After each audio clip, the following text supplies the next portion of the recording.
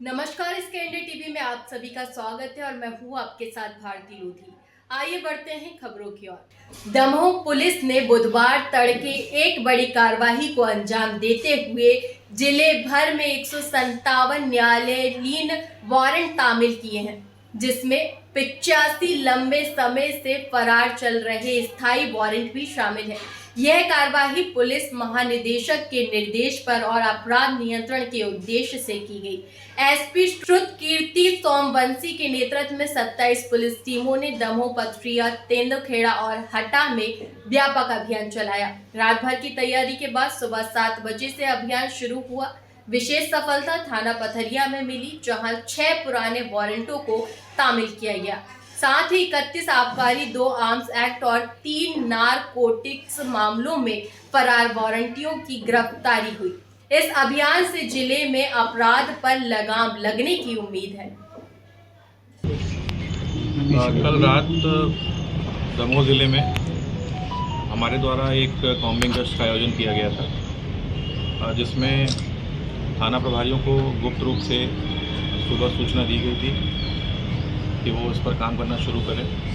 जितने भी गंभीर मामलों में स्थायी वारंट जारी हुए हैं, जो आरोपी फरार हैं, जो गिरफ्तारी वारंट हैं, जो ज़िला बदर हैं और जो आर्म्स एक्ट के और आबकारी एक्ट के फरार आरोपी हैं, उनकी पहले से पतासाजी करके रखेंगे और प्रयास करेंगे कि कल रात में उनको हम लोग दस्तयाब करके उनकी वारंट की तामीली करेंगे।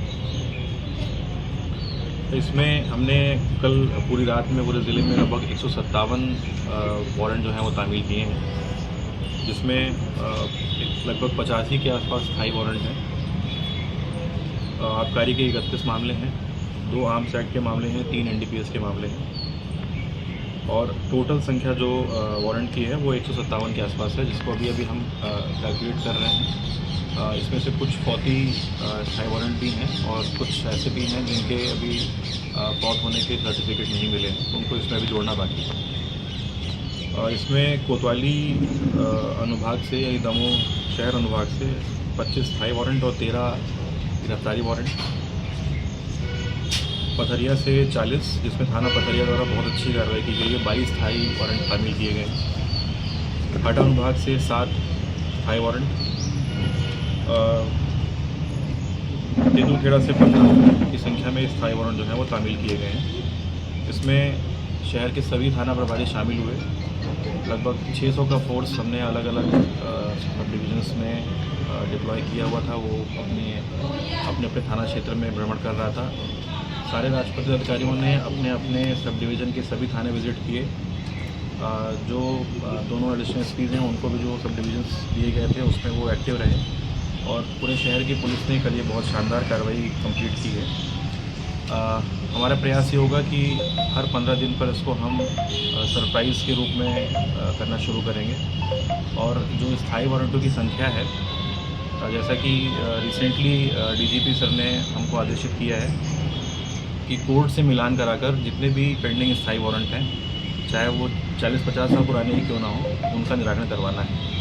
तो उसी की दिशा में ये एक पहला कदम था और आने वाले समय में लगातार इसका की कॉम्बिंग गश्त हम करते रहेंगे और पहला प्रयास ये होगा कि गंभीर मामलों में जितने भी फरार आरोपी हैं उनको अगले 2 महीने में हम दस्तयाब करेंगे। सर, NDPS का मामला भी सामने आया है, कितनी स्मैक पकड़ी गई है क्या? इसमें जो मामला सामने आ रहा है उसमें 12 ग्राम के आसपास स्मैक, 12 से 15 ग्राम स्मैक जो है वो प्राप्त हुई है। ये पूर्व में भी जो आरोपी हैं इनके पास से सूचना मिलती रही है और एक मामला पहले भी पंजीबद्ध किया गया है, करीब 6 महीने पूर्व ये मामला पंजीबद्ध हुआ था।